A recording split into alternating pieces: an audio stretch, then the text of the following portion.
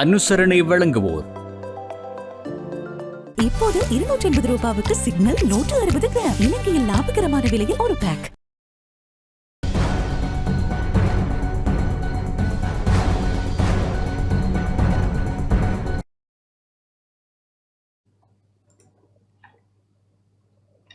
வணக்கம்.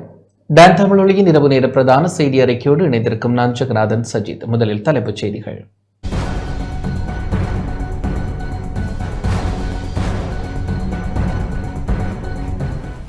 நித்திய இளைப்பாறிய பரிசுத்த பாப்பரசர் பிரான்சிஸ் நல்லடக்கம். 2024 ஆண்டுக்கான உயர்தர பரீட்சை பெறுபேறு இன்று மாலை வெளியீடு. உள்ளூராட்சி மன்ற தேர்தலில் வாக்களிக்க ஊழியர்களுக்கு விடுமுறை வழங்குமாறு தேர்தல்கள் ஆணைக்குழு விசேட அறிக்கை. கடன் அட்டையை பெறும்போது வரி செலுத்துவோரின் அடையாள எண்ணை கட்டாயமாக்க ஆராய்வு. தந்தை செல்வநாயகத்தின் 48வது நினைவு தினம் இன்று.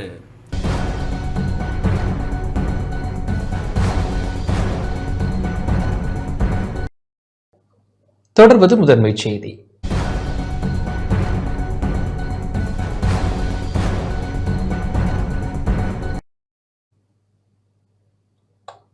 நித்திய இளைப்பாறிய பரிசுத்த பாப்பரசர் பிரான்சிஸின் நல்லடக்கம் இன்று இடம்பெற்றது. உலகவாழ் கத்தோலிக்கர்களின் ஆன்மீக தந்தை நித்திய இளைப்பாறிய பரிசுத்த பாப்பரசர் பிரான்சிஸின் நல்லடக்கம் இன்று இடம்பெற்றது. நல்லடக்க ஆராதனை இத்தாலியின் வத்திக்கானில் உள்ள புனித பேதுரு பேராலயத்தில் ஆரம்பமானது. அதன் பின்னர் ரோம் நகரில் உள்ள சாண்டா மரியா பாகியாரோ பெசிலிகா வரை ஊர்வலம் இடம்பெற்றது. நல்லடக்கம் இடம்பெற்ற ஆராதனையில் பங்கேற்க உலகத் தலைவர்கள் மற்றும் அதிகளவான மக்கள் புனித பேதுரு தேவாலயத்தில் கூடியிருந்தனர். பரிசுத்த பாப்பரசர் பிரான்சிஸ் கடந்த 21ஆம் தேதி வத்திக்கானில் உள்ள தனது இல்லத்தில் 88வது வயதில் நித்திய இளைப்பாறுதல் அடைந்தார். சுவாச பாதையில் ஏற்பட்ட பூஞ்சை, பாக்டீரியா மற்றும் வைரஸ் தொற்று காரணமாக பாப்பரசர் பிரான்சிஸ் தொடர்ச்சியாக சிகிச்சை பெற்று வந்தார். இந்த நிலையில் கடந்த 21ஆம் தேதி ரோம் நேரப்படி காலை 7:35 மணிக்கு இளைப்பாறுதல் அடைந்தார். இதனையடுத்து அவரது உடல் வத்திக்கானில் உள்ள அவரது இல்லத்தில் மக்களின் அஞ்சலிக்காக வைக்கப்பட்டு இன்று இறுதி நல்லடக்கம் இடம்பெற்றது. மருத்துவர்களின் ஆலோசனை காரணமாக உயிர்ப்பு ஞாயிறு ஆராதனைகளில் பங்கேற்காத பாப்பரசர் பிரான்சிஸ் அன்றைய தினம் சென்ட் பீட்டர்ஸ் பெசிலிகாவின் மேல் பகுதியில் சிறிது நேரம் தோன்றியிருந்தார். 2013ஆம் ஆண்டு 16வது பெனடிக்ட் பாப்பரசர் பதவியை ராஜினாமா செய்ததைத் தொடர்ந்து கத்தோலிக்க திருச்சபையின் 266வது திருத்தந்தையாக தெரிவு செய்யப்பட்ட பிரான்சிஸ் இன்று வரை இறைபணியாற்றியுள்ளார்.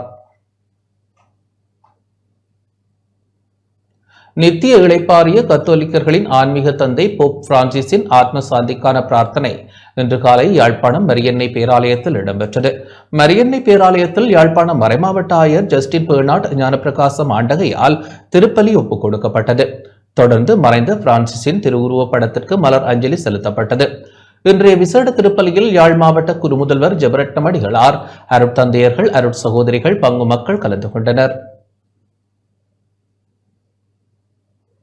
நித்திய இளைப்பாறிய கத்தோலிக்கர்களின் ஆன்மீக தந்தை பாப்பரசர் போப் பிரான்சிஸிற்கு பல பகுதிகளிலும் அஞ்சலி நிகழ்வுகள் இடம்பெற்று வரும் நிலையில் வவுனியாவில் இன்று அஞ்சலி செலுத்தப்பட்டது. வவுனியா தமிழர் தாயக காணாமல் ஆக்கப்பட்டவர்களின் உறவுகளின் சங்கத்தினரால் அஞ்சலி செலுத்தப்பட்டது.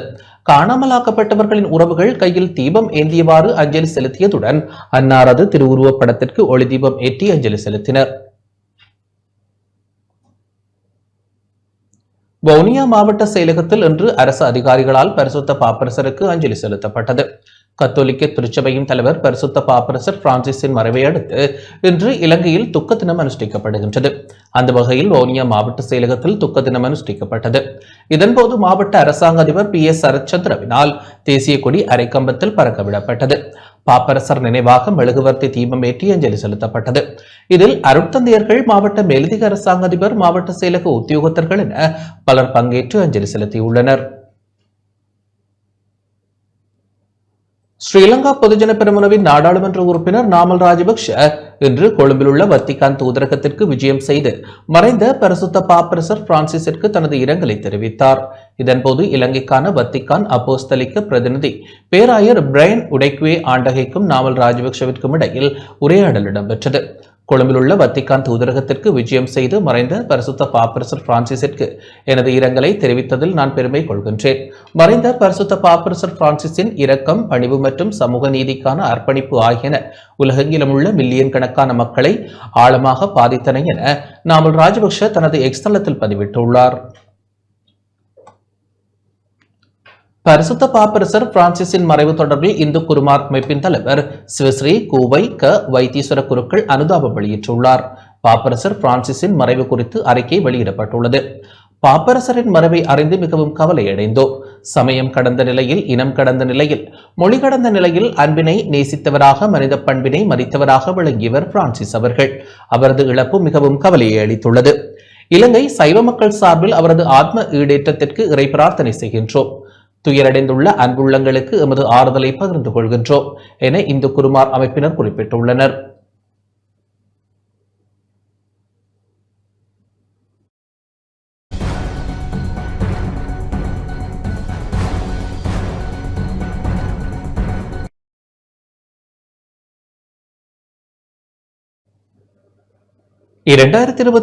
ஆண்டுக்கான உயர்தர பரீட்சை பெறுபேறு இன்று மாலை வெளியிடப்பட்டுள்ளது.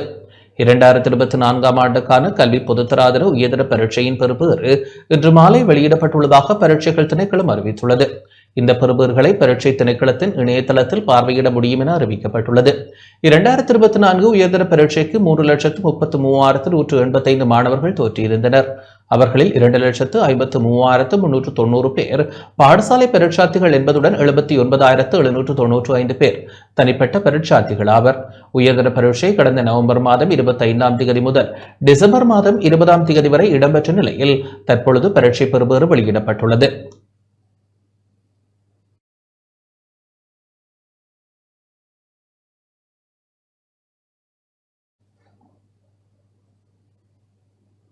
ஜிஎஸ்பி பிளஸ் கண்காணிப்பு குழு நாளை மறுதினம் நாட்டிற்கு வருகை தர உள்ளது. ஐரோப்பிய ஒன்றியத்தின் ஜிஎஸ்பி பிளஸ் கண்காணிப்பு குழு எதிர்வரும் 28ஆம் தேதி முதல் மே 7ஆம் தேதி வரை இலங்கைக்கு வருகை தர உள்ளது. சலுகை வழங்கும் வர்த்தக நிபந்தனைகளின் முன்னேற்றத்தை மதிப்பிடுவதற்காகவே ஜிஎஸ்பி பிளஸ் கண்காணிப்பு குழு இலங்கைக்கு வருகை தர உள்ளது. ஜிஎஸ்பி பிளஸ் கண்காணிப்பு குழு 2 ஆண்டுகளுக்கு ஒருமுறை இலங்கையில் இந்த மதிப்பீட்டை மேற்கொள்கின்றது. இலங்கை வருகையின் போது ஜிஎஸ்பி பிளஸ் கண்காணிப்பு குழுவினர் இலங்கையின் அரசியல்வாதிகள், வணிகர் சங்கங்கள், அரச நிறுவனங்களுடன் தொடர்புடைய அதிகாரிகள் ஆகியோரை சந்திக்க உள்ளனர். ஜிஎஸ்பி பிளஸ் சலுகை மூலம் பயனடையும் நாடுகளில் இலங்கையும் ஒன்றாகும். ஒரு நாட்டின் வளர்ச்சியை மேம்படுத்த ஜிஎஸ்பி பிளஸ் மிகவும் உதவுகின்றது.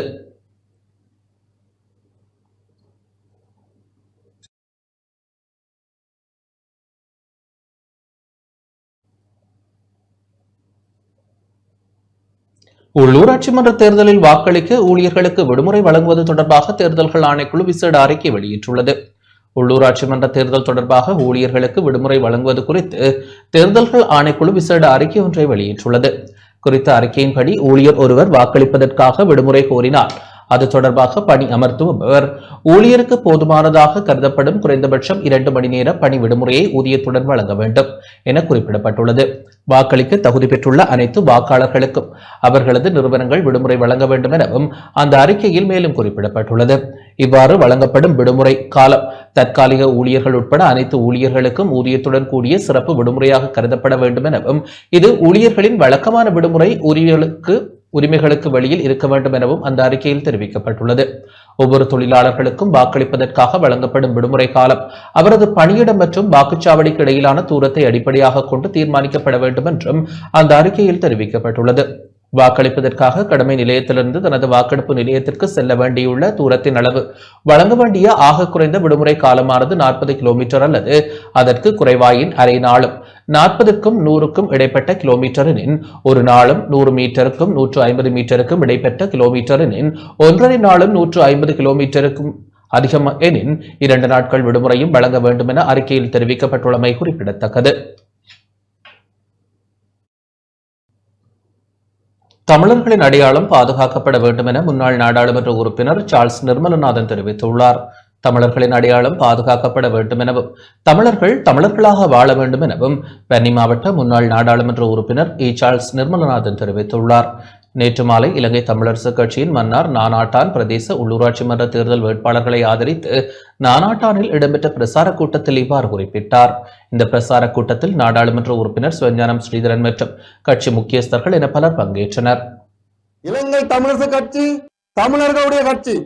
அவர்கள் ஜனாதிபதி தேர்தலில் வென்றிருக்கலாம், பாராளுமன்ற தேர்தலில் வென்றிருக்கலாம். இந்த உள்ளூராட்சி மன்ற தேர்தலில் தமிழர்கள் நாங்கள் எங்களுடைய அடையாளங்களுடன் இருக்க வேண்டும் என்பது, எங்களுக்கு வரலாற்றை நாங்கள் கொண்டு போக வேண்டும் என்பது எங்களுக்கு காலம் தந்த கடமையாக இருக்கிறது. நாங்கள் தமிழர்களாக இருக்க வேண்டும், தனித்துவமாக இருக்க வேண்டும் என்ற அடையாளம், என் கடப்பாடு எங்களிடம் இருக்கிறது. நாங்கள் தமிழர்களாக இருக்க வேண்டும் என்றால் வடக்கு கிழக்கு தமிழ் பிரதேசங்களில் இருக்கின்ற உள்ளூராட்சி மன்றங்கள் தமிழர்களுடைய தலைமைத்துவத்தில் இருக்க வேண்டும். மாகாண சபை தமிழர்களுடைய ஆட்சிக்குட்பட்டதாக இருக்க வேண்டும். அதை இரண்டையும் நாங்கள் விட்டுக் கொடுத்தோம் என்றால் தமிழர்களாக நாங்கள் வாழ முடியாது. நாட்டில் மூவின மக்களும் சமமாக மதிக்கப்படும் போதுதான் தமிழ் கட்சி, சிங்கள கட்சி, முஸ்லிம் கட்சி என்ற பாகுபாடு இருக்காது எனவும் அந்த நிலையை தற்போதைய அரசாங்கம் ஏற்படுத்த வேண்டும் எனவும் இலங்கை தமிழரசு கட்சியின் நாடாளுமன்ற உறுப்பினர் ப. சத்தியலிங்கம் தெரிவித்துள்ளார். வவுனியாவில் இன்று தந்தை செல்வநாயகத்தின் நினைவு தின நிகழ்வில் பங்கேற்ற பின்னர் ஊடகங்களுக்கு கருத்து வெளியிடுகையில் இதனை குறிப்பிட்டார். தமிழ் தேசிய இனம் என்றைக்கு அடக்கப்பட்டதோ அன்றிலிருந்து தமிழ் தேசிய இன விடுதலைக்காக உருவாக்கப்பட்ட கட்சியில பிரதானமான கட்சி இலங்கை தமிழரசு கட்சி. அதோடு சேர்ந்து பயணிக்கின்ற தமிழ் தேசிய கட்சிகள் பல கட்சிகள் இருக்கின்றது. இந்த தமிழ் தேசிய கட்சிகள் தமிழ் பேசுகின்ற மக்களுடைய விடுதலைக்காக, அவர்கள் அடக்கி ஒடுக்கப்படுவதற்கு எதிராக 75 வருடங்களுக்கு மேலாக போராடுகின்ற தமிழ் மக்களுடைய கட்சிகளாக இருக்கும் போது மோகம் 30 நாள் என்று சொல்லுவார்கள். அந்த மோகத்துல வந்த கட்சி இன்றைக்கு தான் தமிழ் மக்களுடைய, முஸ்லிம் மக்களுடைய, ஒட்டுமொத்த சிறுபான்மை மக்களுடைய பிரதிநிதிகள் தாங்கள் என்று சொல்வது நகைப்புக்குரிய வெட்கக்கேடான விஷயம். ஒரு தேர்தலில் வேண்டிட்டு நாங்கள்தான் மக்களுடைய பிரதிகள் என்று சொல்ல முடியாது. அதுவும் இந்த தேர்தல் முறையினால் அவர்கள் வென்றார்களே ஒழிய ஒட்டுமொத்த தமிழ் மக்களுடைய மனங்களை கவர்ந்து அவர்கள் இந்த தேர்தலிலே வெல்லவில்லை என்பதை அவர்களுக்கு ஞாபகப்படுத்த நான் விரும்புகிறேன். இந்த நாட்டினுடைய பின்னடைவுக்கு காரணமான ஊழலும் நிர்வாக சீர்கேடும் இனி வருகின்ற ஆட்சி, அது பிரதேச சபையில இருந்து மத்திய அரசாங்கம் வரை இருக்கக்கூடாது என்பது ஒட்டுமொத்த இலங்கை மக்களுடைய அவர்களுடைய விருப்பம். எங்களுடைய தமிழ் தேசிய பிரச்சனையை தீர்க்க யாரெல்லாம் முன்வருகிறார்களோ அவர்களுடன் சேர்ந்து பயணிப்பதற்கு நாங்கள் தயாராக இருக்கிறோம். இன்றைக்கு இந்த நாட்டில மூவின மக்களும் சமமான பிரஜைகளாக கணிக்கப்படுகிறார்களோ அதற்கு பிறகு சில நேரத்துல தமிழ் கட்சி, சிங்கள கட்சி, முஸ்லிம் கட்சி என்ற தேவை இருக்காது.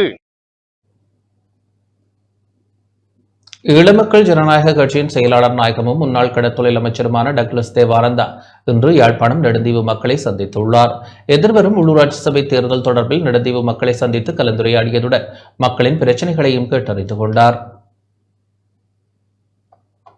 இலங்கை தமிழரசு கட்சி சார்பில் மட்டக்களப்பு மாநகர சபைக்கு போட்டியிடும் வேட்பாளர்களை ஆதரித்து சின்ன ஊரணியில் தேர்தல் பிரசார கூட்டம் இடம்பெற்றது. மட்டக்களப்பு மாநகர சபைக்குட்பட்ட 4ஆம் வட்டாரத்தில் போட்டியிடும் ஆரியரத்ன தலைமையில் இடம்பெற்ற கூட்டத்தில் இலங்கை தமிழரசு கட்சியின் மட்டக்களப்பு மாவட்ட நாடாளுமன்ற உறுப்பினர்களான இரா சாணக்கியன், இ. ஸ்ரீநாத், ஞா. ஸ்ரீநேசன், முன்னாள் மட்டக்களப்பு மாநகர சபை முதல்வர் தி. சரவணபவன் உட்பட கட்சியின் முக்கியஸ்தர்கள் பலர் பங்கேற்றனர்.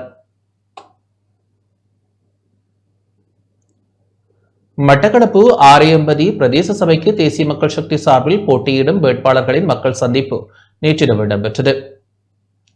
கட்சியின் செயற்பாட்டாளர் எஸ். சுதர்சன் தலைமையில் இடம்பெற்ற மக்கள் சந்திப்பில் பிரதியமைச்சர் அருண் ஹேமச்சந்திரா கலந்து கொண்டார். கட்சியின் ஆதரவாளர்கள் வேட்பாளர்களும் இதில் பங்கேற்றனர்.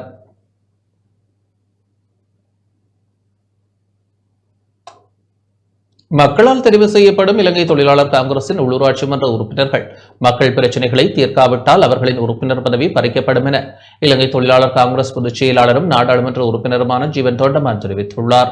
நுவரெலியா, கொட்டகலை பிரதேச சபைக்குட்பட்ட தோட்ட பிரதேசங்களில் உள்ளூராட்சி தேர்தல் பிரசார கூட்டம் இடம்பெற்ற வேளை இவ்வாறு குறிப்பிட்டார். ஒரே ஒரு விஷயம் தான் நான் சொல்றேன். இந்த தடவை காங்கிரஸ் ஒரு முடிவு எடுத்திருக்கு. இன்னும் ஒரு சில வாரங்களில் உங்களுக்கும் தெரிய வரும். வேட்பாளர்களை நீங்கள் ஜெயிக்க வச்சு உறுப்பினர் ஆக்குனீங்கன்னா வாரத்துக்கு ஒரு தடவை உங்களை பார்க்கணும், உங்கள் பிரச்சனைக்கு முகம் கொடுக்கணும். தீர்வு வழங்கணும், சபையில் உங்களுக்காண்டி பேசணும். சில சரத்துகள் நாங்கள் வச்சுருக்கோம். ஒரு வேளை அவங்க செய்யாமல் இருந்துட்டா நீங்கள் கொடுக்குற கம்ப்ளைண்ட்டை வச்சு 3வது நாள் அவங்கள பதவி நீக்கம் செய்ய காங்கிரஸ் தயாராக இருக்கும். பதவி நீக்கம் செய்கிறது மட்டும் இல்லாமல் இன்னொரு புது நபரை அந்த இடத்துக்கு நாங்கள் கொண்டு வருவோம். இனிமேல் காங்கிரஸை பொறுத்த வரைக்கும் யாரும் படிக்கட்டு மாதிரி பாவச்சிட்டு மேலே போயிட்டு அப்புறம் முதுகில் குத்திட்டு ஓட முடியாது. காங்கிரஸோட நிலப்பாட்டு கல்வி, காணி, சுகாதாரம்.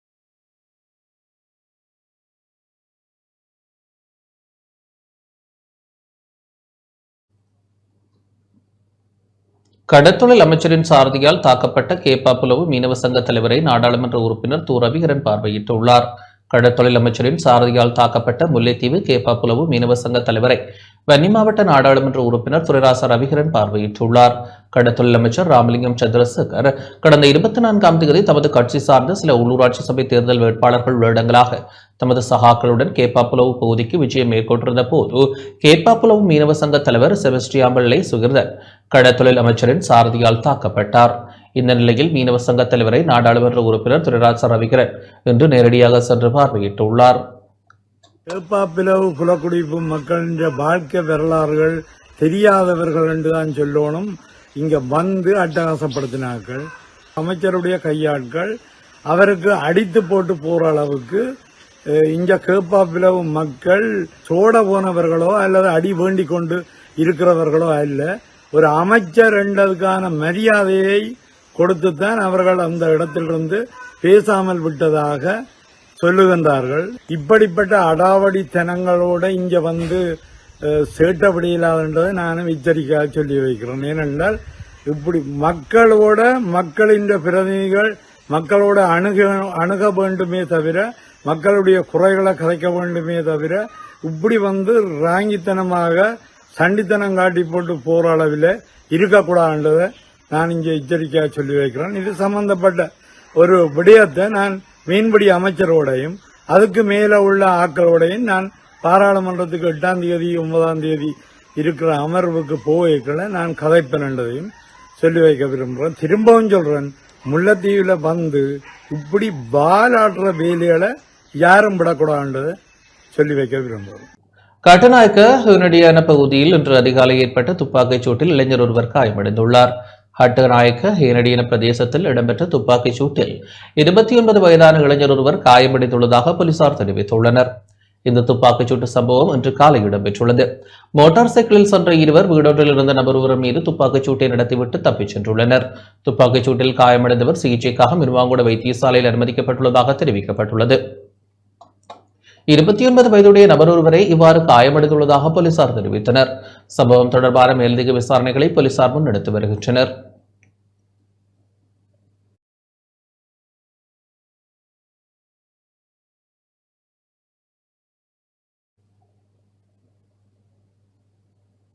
அறக்கோட்டை புழுவின் தாக்கத்தை கட்டுப்படுத்துவது தொடர்பான விழிப்புணர்வூட்டல் கருத்தரங்கு இன்று கிளிநொச்சி புளியம்பொக்கணையில் இடம்பெற்றது.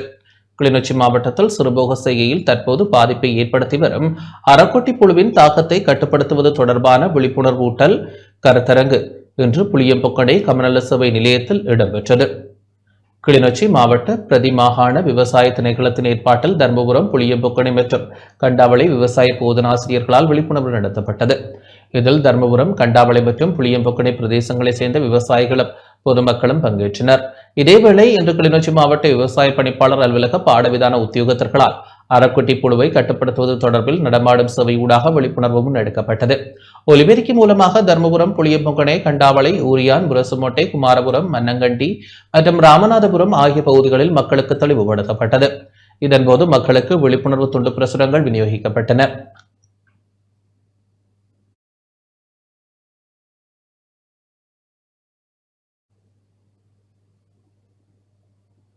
கடன் அட்டையை பெறும்போது வரி செலுத்துவோர் அடையாள எண்ணை கட்டாயமாக்குவதன் அவசியம் குறித்து ஆராயப்பட்டு வருவதாக உள்நாட்டு வருவாய் திணைக்களம் தெரிவித்துள்ளது.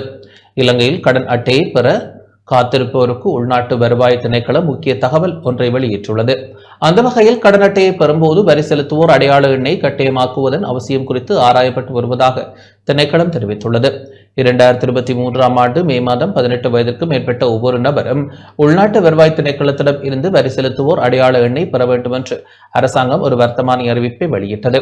வர்த்தமானி அறிவிப்பிற்கு அமைய 2023 ஆண்டு டிசம்பர் மாதம் 31ஆம் தேதியன்று 18 வயது பூர்த்தியடைந்தவர்களும் 2024ஆம் ஆண்டு ஜனவரி மாதம் 1ஆம் தேதிக்கு பிறகு 18 வயது பூர்த்தியடைந்தவர்களும் கட்டாயமாக வரி எண்ணை பெற வேண்டும். அதற்கமைய வாகனத்தை பதிவு செய்தல், வாகனத்தை வேறொரு நபருக்கு மாற்றுதல், காணி பதிவு செய்தல், வணிகத்தை பதிவு செய்தல் மற்றும் ஒரு நிறுவனத்தின் பங்குகளை மாற்றுதல் ஆகியவற்றின் போது வரி எண் கட்டாயமாக இருக்கும் என உள்நாட்டு வருவாய் திணைக்களம் தெரிவித்துள்ளது. 18 வயதை நிறைவு செய்த 10 மில்லியன் மக்களுக்கு வரி எண்கள் வழங்கப்பட்டுள்ளதாகவும் மேலும் 7 மில்லியன் பேர் வரி எண்களுக்கு இன்னும் விண்ணப்பிக்கவில்லை எனவும் திணைக்களம் குறிப்பிட்டுள்ளது.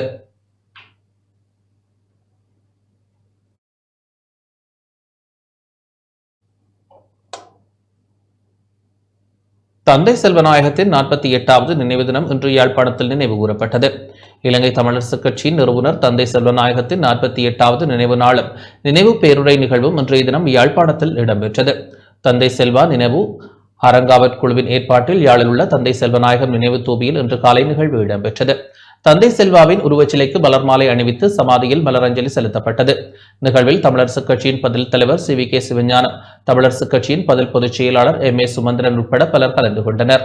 தொடர்ந்து நடைபெற்ற நிகழ்வில் தந்தை செல்வநாயகத்தின் நினைவு பேருரையை தென்கிழக்கு பல்கலைக்கழக முதுநிலை முதன்மை பேராசிரியர் கலாநிதி ரமீஸ் அப்துல்லா நிகழ்த்தியிருந்தார். நமது சமூகங்களுக்கு தந்தை செல்வாவின் கல்வியும் பண்பும் அவரை பின்பற்றி ஒழுகும் தலைமையை நமக்கு தந்தது. தந்தை செல்வாவை பற்றிய நினைவுகள் அல்லது அவரை இந்த சமூகம் கொண்டிருக்கின்ற மதிப்பு நாங்கள் சாதாரண அளவிலே கொண்டிருக்கின்ற நம்பிக்கைகளை விட மிகப்பெரியது.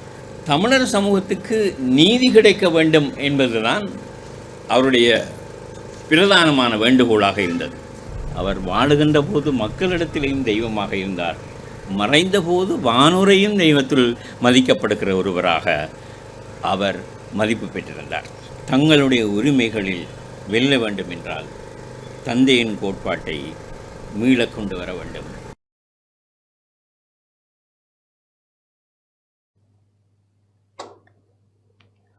தந்தை செல்வாவின் 48வது நினைவு தினம் வவுனியாவில் இன்று காலை நினைவு கூறப்பட்டது. வவுனியா மணிக்கோட்டு கோபுர சந்தையில் அமைந்துள்ள அவரது சிலை முன்பாக நிகழ்வு இடம்பெற்றது. இதன்போது தந்தை செல்வநாயகத்தின் சிலைக்கு மாலை அணிவித்து மலர் தூவி அஞ்சலி செலுத்தப்பட்டது. இலங்கை தமிழரசுக் கட்சியின் மாவட்ட அமைப்பாளர் கருணாநிதி தலைமையில் இடம்பெற்ற நிகழ்வில் நாடாளுமன்ற உறுப்பினர் ப. சத்தியலிங்கம், கட்சியின் உள்ளூராட்சி மன்ற வேட்பாளர்கள், கட்சி ஆதரவாளர்கள் என பலர் கலந்து கொண்டனர்.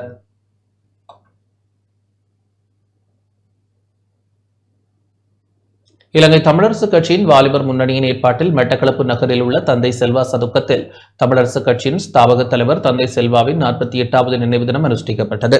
வாலிபர் முன்னணியின் தலைவர் K. சோபரன் தலைமையில் இடம்பெற்ற நிகழ்வில் நாடாளுமன்ற உறுப்பினர்களான ஞா. ஸ்ரீநேசன், E. ஸ்ரீநாத், மட்டக்களப்பு மாநகர சபை முன்னாள் முதல்வர் E. சரவணபவன், தமிழரசுக் கட்சியின் முன்னாள் பொதுச் செயலாளர் K. துரைராஜசிங்கம் உட்பட கட்சி முக்கியஸ்தர்கள், வாலிபர் முன்னணி, மகளிர் அணி உறுப்பினர்கள் என பலர் கலந்து கொண்டனர். தந்தை செல்வாவின் சிலைக்கு மலர் மாலைகள் அணிவிக்கப்பட்டதைத் தொடர்ந்து மலர் அஞ்சலி செலுத்தப்பட்டது. தந்தை செல்வாவின் ஆத்ம சாந்திக்காக 2 நிமிடங்கள் மௌன அஞ்சலி செலுத்தப்பட்டதுடன் நினைவு கூறல்களும் இடம்பெற்றன.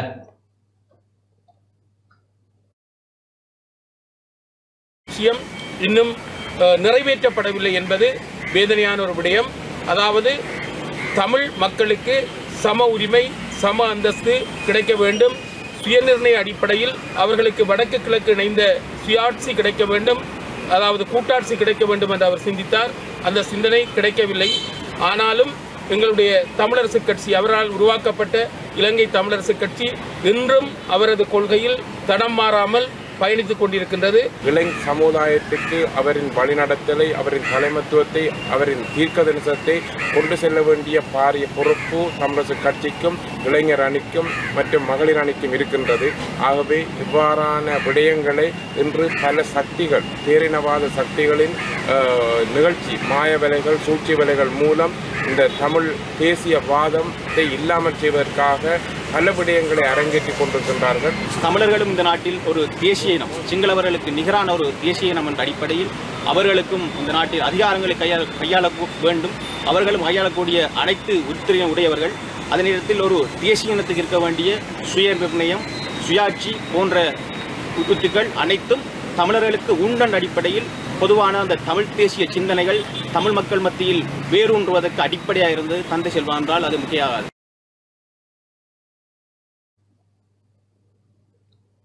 இதேவேளை மட்டக்களப்பு வவுனதீவு பகுதியில் இன்று காலை இலங்கை தமிழரசுக் கட்சியின் ஏற்பாட்டில் இரத்த தான முகாம் இடம்பெற்ற நிலையில் அங்கு சென்ற மட்டக்களப்பு மாவட்ட தேர்தல்கள் முறைப்பாடுகள் அலுவலகத்தின் உத்தியோகத்தர்கள் இரத்த தான முகாமில் பங்கேற்ற நாடாளுமன்ற உறுப்பினர்களை வெளியேற்றினர். தமிழரசுக் கட்சியின் ஸ்தாபக தலைவர் தந்தை செல்வாவின் நினைவு தினத்தினை முன்னிட்டு இலங்கை தமிழரசுக் கட்சியின் வாலிப முன்னணியின் ஏற்பாட்டில் மட்டக்களப்பு போதனா வைத்தியசாலை நிலவும் இரத்த பற்றாக்குறையை தீர்க்கும் வகையில் இரத்த தான முகாம் நடத்தப்பட்டது. அங்கு வந்த மட்டக்களப்பு மாவட்ட தேர்தல்கள் முறைப்பாடுகள் அலுவலகத்தின் உத்தியோகத்தர்கள் அனுமதி பெறப்படாமல் குறித்த ஏற்பாடுகள் செய்யப்பட்டுள்ளமை தொடர்பில் வேட்பாளர்கள் பங்கேற்கின்றமை தொடர்பிலும் கிடைக்கப்பெற்ற முறைப்பாடுகளின் அடிப்படையில் சோதனையிட வந்துள்ளதாக தெரிவித்தனர். தேர்தல்கள் ஆணைக்குழுவில் அரசியல் கட்சியின் செயற்பாடுகளுக்கான அனுமதிகள் பெறப்படாத காரணத்தினால் அக்கட்சியின் நாடாளுமன்ற உறுப்பினர்கள் கட்சியின் பதவி நிலை உறுப்பினர்கள் அங்கு இருக்க முடியாது என மட்டக்களப்பு மாவட்ட தேர்தல்கள் முறைப்பாடுகள் அலுவலகத்தில் உத்தியோகத்தர்கள் தெரிவித்ததற்கு அமைவாக நாடாளுமன்ற உறுப்பினர்களும் கட்சியின் பதவி நிலையினரும் அங்கிருந்து வெளியேறினர்.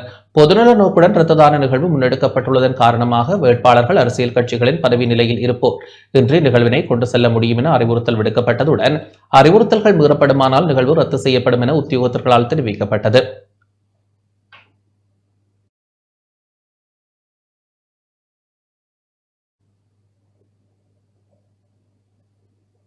சொந்த காணிகள் இருந்தும் அதன் பயனை பெற முடியாது தவிப்பதாக முல்லைத்தீவு வட்டுவாகல் மக்கள் கவலை வெளியிட்டுள்ளனர். முல்லைத்தீவு வட்டுவாகல் கோத்தபய கடற்படையினரால் அபகரிக்கப்பட்ட மக்களுடைய காணிகளின் விடுவிப்பு தொடர்பாக வட்டுவாகல் கிராம மட்ட அமைப்புகளின் உறுப்பினர்கள் இணைந்து கலந்துரையாடல் ஒன்றினை முன்னெடுத்தனர். சூழலியல் மற்றும் சமூக அபிவிருத்திக்கான நிறுவனத்தின் ஏற்பாட்டில் இடம்பெற்ற கலந்துரையாடலில் வட்டுவாகல் கோத்தபய கடற்படையினரால் மக்களுடைய 617 ஏக்கர் காணிகள் விடுவிக்கப்படாது இருப்பது தொடர்பாக கலந்துரையாடப்பட்டது. குறித்த கலந்துரையாடலில் சூழலியல் மற்றும் சமூக அபிவிருத்திக்கான நிறுவனத்தின் இணைப்பாளர் மதுஷனா, குறித்த நிறுவனத்தின் பணியாளர்கள், வட்டுவாகல் கிராம அபிவிருத்தி சங்கத்தினர், மாதர் சங்கத்தினர், சன சமூக நிலையத்தினர், மீனவ சங்கத்தினர், கமக்கார் அமைப்பினர், காணிகளை இழந்த மக்கள் என பலர் பங்கேற்றனர். பழைய மூதாதையர்கள் காலத்தில் இலங்கை சுதந்திரம் அடைகிறதுக்கு முன்னால பிரிட்டிஷ் கவர்மெண்ட்ல வாங்கப்பட்ட ரீபி இலக்கம் கொண்ட இந்த உறுதிகள் அடங்கிய இந்த நிலங்கள் சுமார் 700 ஏக்கர் வரையில இந்த இராணுவத்தினரால அடைச்சி வைக்கப்பட்டிருக்கு. 2009ஆம் ஆண்டு பிற்பகுதியில் இடம்பெயர்ந்து போனாங்கள். 2010ஆம் ஆண்டு பிற்பகுதியில் நாங்கள் மீளக்குடியேற்றம் வந்த பொழுது பார்த்தால் எல்லாம் தங்களுடைய சொந்த காணிகள் மாதிரி இந்த காணிகள் அடைக்கப்பட்டிருந்தது. நாங்கள் அந்த நிலத்துக்குள்ளே பிரவேசிக்க முடியாத அளவுக்கு தடுக்கப்பட்டிருந்தது. அதிலே தெங்கு பயிர் இருந்தது, பனை வளம் இருந்தது, வயல் நெல் விளைகிற நிலங்கள் இருந்தது. எல்லாவற்றையும் நாங்கள் அதுக்குள்ளே போய் இந்த பயிர்களை செய்ய முடியாத நிலையிலே நாங்கள் 2011ஆம் ஆண்டிலிருந்து இன்று வரை நாங்கள் முடக்கப்பட்டிருக்கிறோம். எங்களுடைய காணிகள் பரந்த அளவிலே அங்கால் இருந்தும் அதிலே நாங்கள் பயனை பெற முடியாத அளவிலே நாங்கள் அடக்கப்பட்டிருக்கிறோம். அந்த நிலங்கள் எங்களுக்கு விடுவிக்கப்பட வேண்டும். அது எங்களுடைய மூதாதையருடைய சொத்து. நாங்கள் சில வேளைகளிலே நாங்கள் கூட அந்த நிலத்தை பார்க்காமல் போய்விடுவோமோ என்ற பயம் எங்களுக்குள்ளே இருக்கிறது. இந்த காணிகளிலே பெருந்தோட்ட பயிர் காணிகள், தென்னந்தோட்டம், முந்திரி மற்றும் நெச்சையை காணிகள் இதற்குள் அடங்குகின்றன. இந்த மக்கள், இந்த காணிகளை இழந்த மக்கள் தற்போது அந்த கிராமத்தினுடைய மறுகரையிலே குடியிருக்கிறார்கள். அயலவர்களுடைய காணிகளிலும் உறவினர்களுடைய காணிகள் இல்லாமலும் குடியிருக்கிறார்கள்.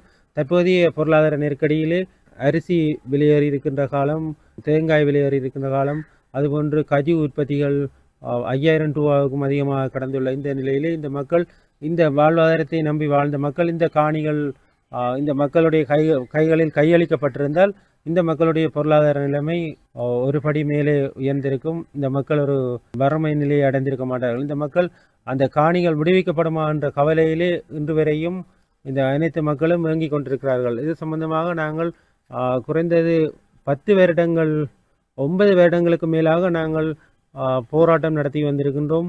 பல இடங்களில் இப்படியான கூட்டங்கள் நடத்தி, இப்படியான ஊடக சந்திப்புகள் நடத்தி இதுவரை எந்த விதமான பிரயோசனமும் நமக்கு கிடைக்கவில்லை. இது என்னுடைய தந்தையாரின் காணி, தந்தையார் வயல் நில காணி. ஆனால் தந்தையார் இப்பொழுது ஒரு நிறைவேறாத ஆசையுடன் அவர் தனது உயிரை மாய்த்து கொண்டிருக்கிறார் கடந்த வருடம். இப்போது எனது பொறுப்பில் உள்ளது இந்த காணியை மீட்பதற்கான முயற்சிகள் செய்வதற்கு என்னாலான உதவிகளை நானும் ஊர் மக்களுடன் சேர்ந்து செய்து வருகின்றேன். அந்த நிலத்தை எமக்கு அடுத்த சந்ததி, இப்போது எங்களுக்கு இந்த காணியை பற்றி விளங்கக்கூடியதாக இருக்கிறார். எமக்கு உள்ள அடுத்த சந்ததிக்கு இந்த காணி சம்பந்தமான விவரங்கள் எதுவும் தெரியாத நிலை ஏற்பட போகின்றது. எனவே இந்த காணி சம்பந்தமாக தற்போதுள்ள ஜனாதிபதி அவர்கள் எமக்கு நிரந்தர தீர்வை ஒன்றை வழங்கி எமக்கு மாற்றுக்காணி எதுவும் தேவையில்லை, எமது சொந்த நிலம் மட்டும் எங்களுக்கு தேவை. எனவே ஜனாதிபதியிடம் பணிவாக வேண்டி நிற்கின்றோம். எமக்கு இந்த காணியை மீட்டு தந்து எமக்கு நல்லொரு எதிர்காலத்தை உறுதிப்படுத்தி தருமாறு தயவுடன் கேட்டுக்கொண்டோம். எங்களுக்கு இந்த புதிய ஜனாதிபதி எங்களுக்கு இந்த காணியை விட்டு தருவதற்கு ஆவண செய்ய வேண்டும். ஏனென்றால் நான் இப்போ 10வது சந்ததியாக இருந்தால் என் பிள்ளைகள் இப்போ 3வது சந்ததியும் வந்துட்டு, எனக்கு பின்னால் 3 சந்ததி வந்துட்டுது. அவர்களுக்கும் இந்த நிலங்கள் கிட்டுமோ தெரியாமைக்கு இருக்கிறது. யாராவது முன் வந்து எங்கட காணி இதுக்குள்ள பலதரப்பட்ட மாவட்டங்களை சேர்ந்தவர்களுக்கு இருக்குதுன்றன எங்களது கிராம மக்களுக்குரிய காணிகளை மீட்டு தருவதற்கு ஆவண செய்யுமாறு வேண்டிக் கொள்கின்றோம். நுவரெலியா அல்பட தோட்ட மக்கள் தொங்கு பாலத்தை புனரமைத்து தருமாறு கோரிக்கை விடுத்துள்ளனர். நுவரெலியா நோர்வுட் அல்பட தோட்ட பகுதி மக்கள் தமது பகுதிக்கான தொங்கு பாலத்தை புனரமைத்து தருமாறு கோரிக்கை விடுத்துள்ளனர். நோர்வுட் அல்பட கீழ்பிரிவு மற்றும் மேல்பிரிவு ஆகிய தோட்ட பகுதிகளை சேர்ந்த மக்கள் மற்றும் பாடசாலை மாணவர்கள் நாளாந்தம் தொங்கு பாலத்தை பயன்படுத்தி வருகின்றனர். கடந்த காலங்களில் நோர்வுட் பிரதேச சபை ஊடாக 13 லட்சம் ரூபாய் நிதி ஒதுக்கீட்டில் பாலத்தை புனரமைப்பதாக கூறி பெயர் பலகை அமைக்கப்பட்ட போதும் பாலம் புனரமைக்கப்படவில்லை என மக்கள் கவலை வெளியிட்டுள்ளனர். upper decent, low decent, middle decent, elbada upper decent, elbada low decent, Lakshmi தோட்டம், பொய்ஸ்டன் நோட் போலீஸ் பிரிவிற்கான அனைத்து மக்களும் இந்த பாதையில் இந்த பாதை ஊடாகத்தான் நாங்கள் நோட் கிழகன் வைத்தியசாலைக்கு செல்ல வேண்டும், நோட் போலீஸ்க்கு செல்ல வேண்டும், ஐலண்ட் ஸ்கூலுக்கு செல்ல வேண்டும், நோட் ஸ்கூலுக்கு செல்ல வேண்டும், டிக்கோயா ஸ்கூலுக்கு செல்ல வேண்டும். இந்த பாலம் வந்து நீண்ட காலமாக இந்த மோசமான நிலைமையில் தான் இருக்கின்றது. இந்த பாலத்துக்காக நாங்கள் ஏனைய நோட் போலீஸ் அதிபருக்கு நாங்கள் கடிதம் மூலியமாக ஒரு அறிவித்தலும் கொடுத்திருக்கின்றோம். இது எங்களுக்கு சரியான நடைமுறைக்கு வரல. நேற்று முன்தினம் இந்த பாலமெல்லாம் பாதையில் உள்ள பாலமெல்லாம் பலகையெல்லாம் கலட்டி போட்டு ஆளுகள் நடக்க முடியாத நிலைமையில இந்த தோட்டத்தில் மக்கள் இருக்கின்றோம். பிரதேச சபை ஊடாக போன முறை 13 லட்சம் செலவழிச்சேன்னு சொன்னாங்க. வெறும் வாகை பலகையை கொண்டு கருப்பு தெல்ல அடிச்சு கொண்டு போட்டு இந்த வேலையை முடிச்சிருக்காங்க. அதை நீங்க கவனத்துக்கு கொடுக்கணும். நோவு டிஸ்ட்ரிக்ட் ஒரு மாவட்ட தலைவர் பரவாயில்ல. நாங்க 16-17 வருஷமா அரசியல்ல இருக்கோம். எங்களும் இந்த மக்கள் இருக்காங்க. ஆனா எந்த விதமான வேலை திட்டமும் நடக்கல. இதை உங்க கவனத்துக்கு கொண்டு வந்து செஞ்சீங்களானா எங்களோட முழுமையான பங்களிப்பு உங்களுக்கு கொடுத்தே ஆகும். தயவு செய்து இந்த பாலத்தை செய்து தருமாறு மிக தாழ்மையுடன் உங்களுக்கு கேட்டுக்கொள்ளுகிறோம். அரசியல்ல எல்லாமே இங்க பாக்குறீங்க இல்ல, பார்த்தாலும் செஞ்சு தர்றீங்களும் இல்ல. 61 வயசாச்சு, 61 வருஷமா இந்த பாலம் இப்படியே தான் இருக்கு. நாங்க எத்தனையோ அரசியல்வாதிகிட்டே சொல்லிட்டோம். ஆனா ஓட்டு வாங்குறதுக்கு மட்டும் அரசியல்வாதிக வராங்க. ஓட்டை வாங்கிட்டு எங்க போறாங்கன்னு தெரியாது. எங்களோட கோரிக்கையை யாருமே எதுவும் செய்து பாலத்துல விழுந்து கடுமையான வருத்தத்துக்குள்ளாகி கிழங்கன் ஹாஸ்பிட்டல் கொண்டு போய் அனுபவிச்சு நாங்க பல துன்பங்கள் அனுபவிச்சிருக்கோம். ஏன்னா எங்க துன்பங்கள் அறிஞ்சு இந்த நாட்டினுடைய ஜனாதிபதி அவர்கள் உடனடியாக இந்த பாலத்துக்கு சம்பந்தமா தலையிட்டு இந்த பாலத்தை சிறந்த ஒரு இரும்பு பாலமாக செய்து தந்து எங்களுக்கு உதவி செஞ்சீங்கன்னு சொன்னா உங்களுக்கு நன்மை நல்லதா இருக்கும்னு சொல்லி கேட்டுக்கொண்டு இந்த பாலத்தை எங்களுக்கு சீக்கிரமா செஞ்சு தரும்படி உங்களை தாழ்மையோட கேட்டுக்கொள்கிறோம். மட்டக்களப்பில் தீரணியும் பாடசாலையால் சிரமதான நடவடிக்கை இன்று முன்னெடுக்கப்பட்டது. ஓட்டிசம் விழிப்புணர்வு மாதத்தை முன்னிட்டு மட்டக்களப்பில் இயங்கி வரும் தீரணியும் பாடசாலையின் ஏற்பாட்டில் மட்டக்களப்பு நகரில் சிரமதான நடவடிக்கை இன்று முன்னெடுக்கப்பட்டது. தீரணியும் திறந்த பாடசாலை பயிற்சி நிலையத்தில் அருட்சகோதரர் மைக்கேல், அருட்சகோதரர் ஸ்டீபன் மெதிபோ ஆகியோரின் ஆலோசனைக்கமைய உளநல மருத்துவர் ஜூடி ரமேஷ் ஜெயக்குமார் தலைமையில் உளநல வைத்தியர், சர்வதேச நடத்தை மாற்று வைத்திய அதிகாரி சகாய் தர்ஷினி ஜூடி ஜெயக்குமாரின் வழிநடத்தலில் சிரமதானம் இடம்பெற்றது. மட்டக்களப்பு நகரில் வாவிக்கரை பகுதியில் காணப்பட்ட பிளாஸ்டிக் மற்றும் பொலித்தீன் பொருட்கள் இதன்போது அகற்றப்பட்டன. சிரமதான பணியில் பெல்ஜியம் நாட்டிலிருந்து வருகை தந்துள்ள சமூக சபை உத்தியோகத்தர் டெனிஸ் மற்றும் தொழில் வழி சிகிச்சையாளர் கனா உட்பட தீரணியம் திறந்த பாடசாலை பயிற்சி நிலைய ஆசிரியர்கள் கலந்து கொண்டனர். தீரணியம் பாடசாலையினால் நாங்கள் ஓட்டிசம் அவேர்னஸ் மாதத்தையொட்டி பல செயற்பாடுகளை செய்து வருகிறோம். சூழல் சுத்திகரிப்பு செயற்பாடுகளை செய்து வருகிறோம். பொலித்தீன், கண்ணாடி, பிளாஸ்டிக் போன்ற பொருட்களை நாங்கள் துப்புரவு பணிகளில் ஈடுபட்டிருக்கிறோம். இன்று பாப்பரசர் அவர்களின் நினைவு தினத்தையொட்டி, துக்க தினத்தையொட்டி அதையும் அதன் சார்பாகவும் நாங்கள் இந்த சுற்றுச்சூழல் துப்புரவு நிகழ்வினை மேற்கொண்டு வருகிறோம். இத்துடன் இந்த செய்திகள் நிறைவடைகின்றன. செய்திகளை உடனுக்குடன் அறிந்து கொள்ள டான் நியூஸ் தொலைக்காட்சியை எதிர்பாருங்கள். வணக்கம்.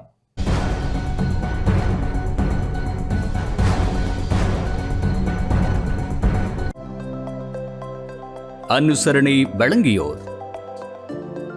இப்போது 250 ரூபாவுக்கு சிக்னல் 160 கிராம். இலங்கையில் லாபகரமான விலையில் ஒரு பேக்.